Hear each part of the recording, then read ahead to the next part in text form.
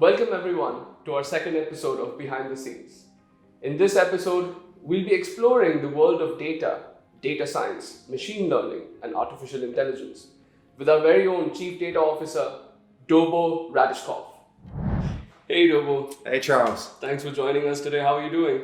Great. Very pleased to be here. It is a pleasure to have you as well. Thank you very much. We've heard a lot about data analytics. Sure. And we've heard a lot about BI and we've heard a lot about data science. Oh, sure. You've got big data, you've got machine learning and so on and so forth. AI. And you've got AI. What do you think about all of these terminologies and how do we at Bayut and dubizzle sort of leverage that out? Yeah, it can get confusing, right? To a lot of terminology and what's the difference between all of these things.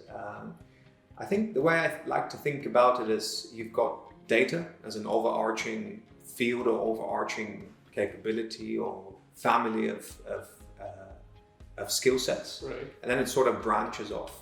Mm-hmm. And in my mind, there's probably three ways to kind of organize the data disciplines, and that's very much how we've organized our team here as well in Bayut and dubizzle.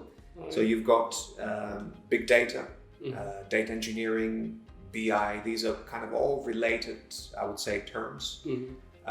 And this is a discipline that has to deal with actually just getting hold of all the data and cleaning it up, putting it all together, Mm-hmm. building a big database, a data warehouse as we call it, and just having all the data there and accessible and ready to be used. So that's very much kind of an engineering discipline, if you will. Mm-hmm. And then you've got machine learning, data science, AI. These tend to be interchangeable terms. So this is the discipline where you actually take some of that data and you try to figure out some relationship between the different parts of the data. You're trying to either classify something about the data, you're trying to predict something based on that data. Mm-hmm. You're building models to do that. Right? So you're actually training models, you're building statistical and machine learning models to tell you something interesting about the data. Mm-hmm. So that's the second one. And then the third one is what I would call analytics, which is also a broad family of various things. But this is where you actually go in and you play detective and you look at the data and you try to understand the relationships and you try to make decisions based on it. You're trying to make recommendations, you're trying to extract insights. Mm-hmm. And that can be very exciting as well. Right? And these three disciplines, they have overlapping areas, but they're quite different. And for me, they all make part of the broader umbrella of data, but they're quite different. So I'm just going to take a very real world example. And Sure. This is something that I've been curious for quite some time as well. Yeah. Have you seen the Boston Dynamics robot? Sure. The one that just runs around and people Sure. kick it comes back, stabilizes and so on. Sure. How does it understand, how does machine learning start and then become Sure. artificial intelligence? Sure. Well, that's a very interesting example. I'm probably not the expert to speak about it, but I think what those guys have done, that's essentially it's a sort of a mix of a cross-functional, cross-disciplinary mix of various capabilities, right? So you have robotics, where the physical manifestation of the robot comes. Yeah. And then you have AI itself, so artificial intelligence. And I presume what those guys have done is they've built some sort of a reinforcement learning based model. So you're feeding information to the robot. Mm-hmm. You're putting the robot into kind of a real world situation. You bump them into the wall, or make them fall off chairs or whatever. And based on that, they collect that information and you kind of learning from that. They train a model that over time, the robot gets smarter and smarter. So that's, AI, robotics, it's that sort of thing. But yeah, it's very much also have quite a big overlap with data in general. Mm-hmm. How do we leverage this data into the products that we have right now, where our customers at the end can sort of use it Sure. and make a meaningful interpretation, I guess? Yeah, we've made a conscious decision. We've invested to invest in these capabilities. So when it comes to being a data-driven company, that doesn't happen accidentally. Actually, you have to make a conscious decision to invest in that and build the right teams and go through the learning curve, and then actually spend a few years collecting the data, making sense out of it, building I a think data that's warehouse. the most underestimated or underrated part of data is the collecting of the data. Yeah. And that actually takes years Yeah. to even accomplish. Sorry. Yeah. No, so I'll get to your question, but you're very right. So there's actually quite a let's say a natural journey that you have to go through before you can do anything with data, right? So first of all, you need to adapt your products or your business so it actually allows you to collect data, right? So that's more around the data collection aspect of it. Yeah. A lot of businesses, back in the day, maybe 4 or 5 to 10 years ago, even for them to begin to invest in data, they actually weren't ready for it because they didn't even have data to play with. I think nowadays most businesses, I would say, have data to play with, probably more data that they can handle. Data is quite abundant in this day and age. True. But so once you've collected it, then you kind of have to prepare it or productionalize it, right? So you have to clean it up, you have to put it in an accessible form, in a data warehouse, standardize the different sources, merge them together, join them together, and that's also quite difficult, right? And a lot of businesses out there may struggle with that, or they may. But once you have that foundation, right? Then you can actually begin to do something and to add value to your business with data, and that's where analytics comes in. That's where data-driven products come into play. That's where machine learning and data science comes into play. In our business, we are sort of a hybrid. We're essentially a tech business, and we're essentially a data business because we deal with a large inventory of ads out there. We deal with millions of consumers and buyers and people who are looking to buy or rent a property, or people who are looking to buy a used item in the case of dubizzle, or people looking for jobs, or people looking to hire a service provider. I think that's the trend nowadays, isn't it? Like a merging of different industries sort of coming together. We've got prop tech on one side, we've got healthcare tech on the other side, and so on and so forth. Like you said, the basis of it is the data and how we can actually use it. Yeah. So when you pull all of that together, right, you have a huge amount of data. You need to start to make use of it and make sense out of it. So the way we use data in our business, a few different ways. You could use the data to make your product better, right? So you actually see how end users are using that product and try and understand their behavior, and based on that, you see inefficiencies or areas where you can actually improve your product. You can also create data-driven product features or functionalities, and some of those might be driven by machine learning, some of those might be driven by business rules based on your data. But in the end of the day, you're making the product experience better through powering those features with the data assets that you have. Not many people think of it that way. They look at data as one singularity. Ooh, that's okay. Not that singularity, but it's very interesting that you put them in 3 different sections, and the practical examples that you gave, those are really good. Considering the amount of time you spent on talking about data, is there any specific incident, which of course keeping away the confidentiality and so on, that shocked you completely? When you saw it, you were like, whoa, and all those numbers just disappeared from your head? I wouldn't call it an incident, but I was quite intrigued. We did a recent we crunched the numbers recently where we looked at the total registrations on dubizzle since its inception. All right. And the number was, I think it was 14 or 15 million or something like that. Wow. So this is the number of registered users on dubizzle. So it sort of made me think about, dubizzle and Bayut as well. These are well-known mainstream brands in this country, and that are kind of touching the life of, in some shape or form, of pretty much everybody, right? So the fact that we've had twice as many people registering on our platform that there are people living actually at this moment in the country over the last, I guess it's been now 15 years or so. Yeah. It's quite impressive, I would say. And that was very exciting for me to look at it and to kind of internalize the extent to which these brands are so prevalent and so connected to life in this country. That's true. And I think another way to meter that is when people talk, they don't say, hey, why don't you sell that? They'd be like, hey, why don't you just dubizzle it? Yeah. I'm like, okay then. It's like a verb. It's like, Yeah. Now let's dive a bit deeper into Sure. the man Dobo. Okay.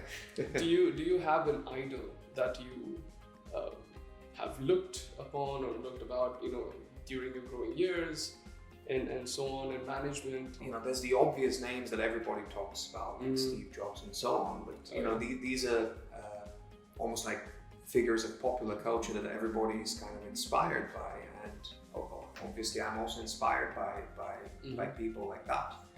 I think in the data world, we probably don't have that kind of rock star idol type of figure that everybody looks up to, and maybe it's something that we should have. I don't know, and maybe that person will come in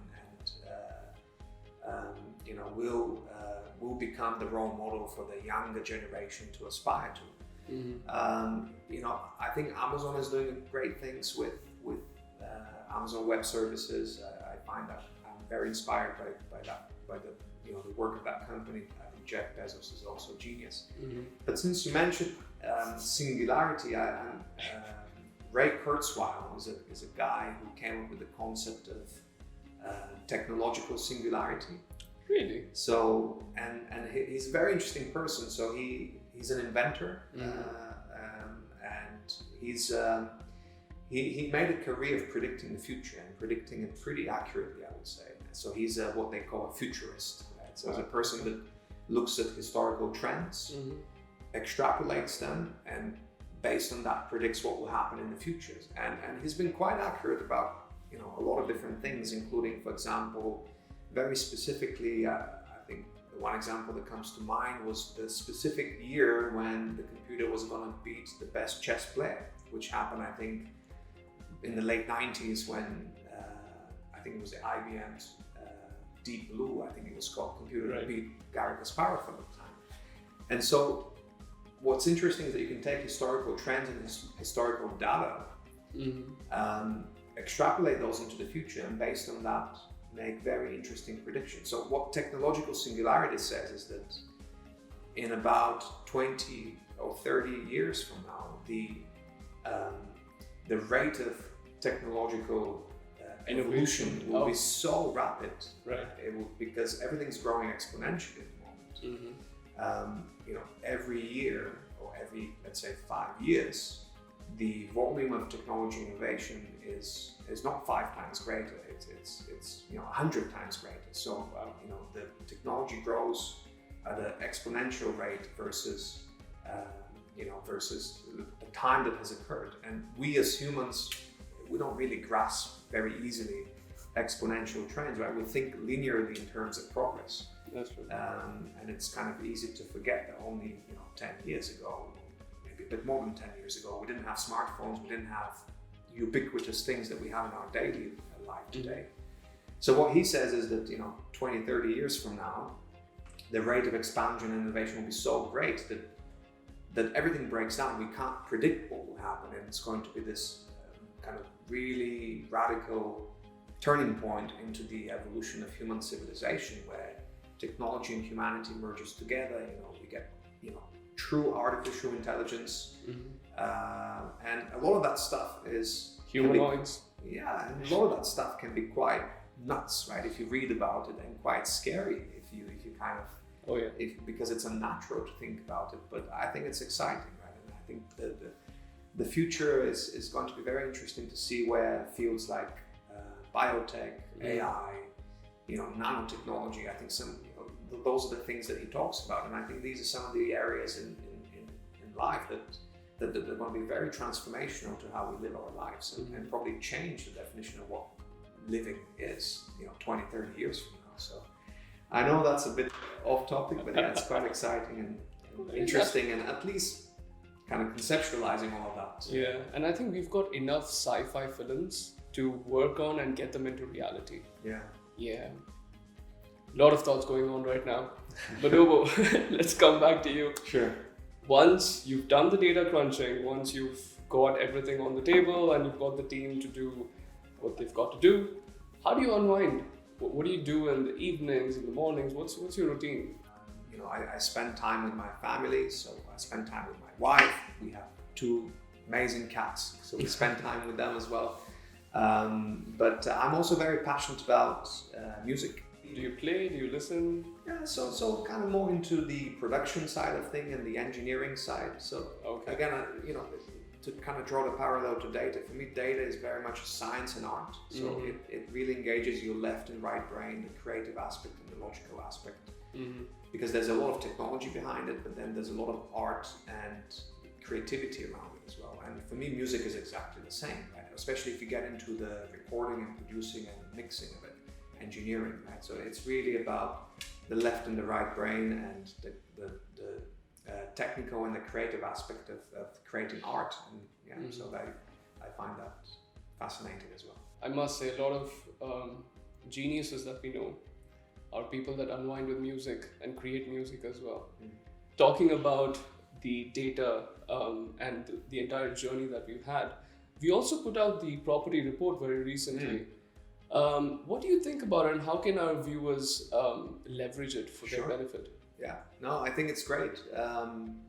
So for those that are not familiar with the report, right? So we crunch a lot of data based on our understanding of the market and our own data and data out there to basically, serve you in a very easy to consume format the key trends that are happening in the property market across the rental, sale, off plan.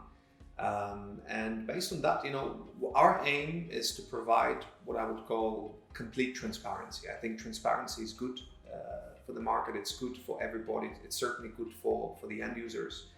And we would love you to have in your hand powerful information around what are the right price points, what are the trends, what are the differences between different areas and communities in Dubai and across the country. Because that information is empowering, right? When you actually get into the research phase, and also later when you get into the actual closer to the transaction stage where you're negotiating and you're speaking to somebody, and you need to have a conversation around price points and rentals and sale prices and so on. Dobo, just transitioning from there, you've seen Bayut and dubizzle merge together or come together. Sure.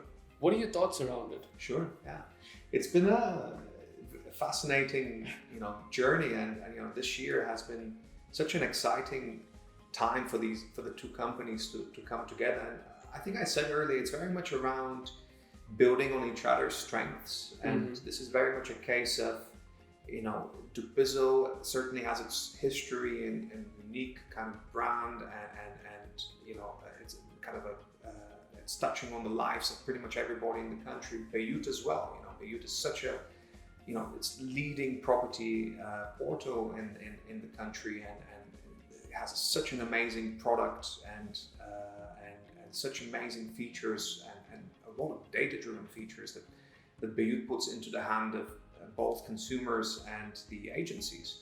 And so, by coming together, we're really building on each other's strength, and it's been super exciting to also meet the people over here and to sort of merge the best of both worlds and to come up with a renewed energy for taking things even further than we planned, maybe individually as a combined team.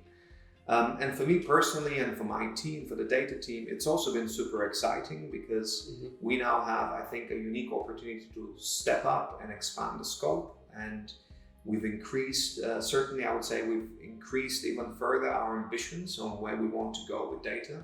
And that's also super exciting. And we're growing, and we're looking to build a fantastic team with great talent, and the future is bright. That's great. Thanks for sharing all of that information. But I just want to ask you one more thing. Sure. Do you have any thoughts that you want to share with our viewers as well? We talked a lot earlier about what data is. And in terms of if you're up and coming, aspiring data person, how would you get into it? And I wanted to kind of emphasize, we talked a lot about how we do things here, but it's really about the team and the talent in that team. I'm very fortunate to have a very capable team of extremely talented data professionals.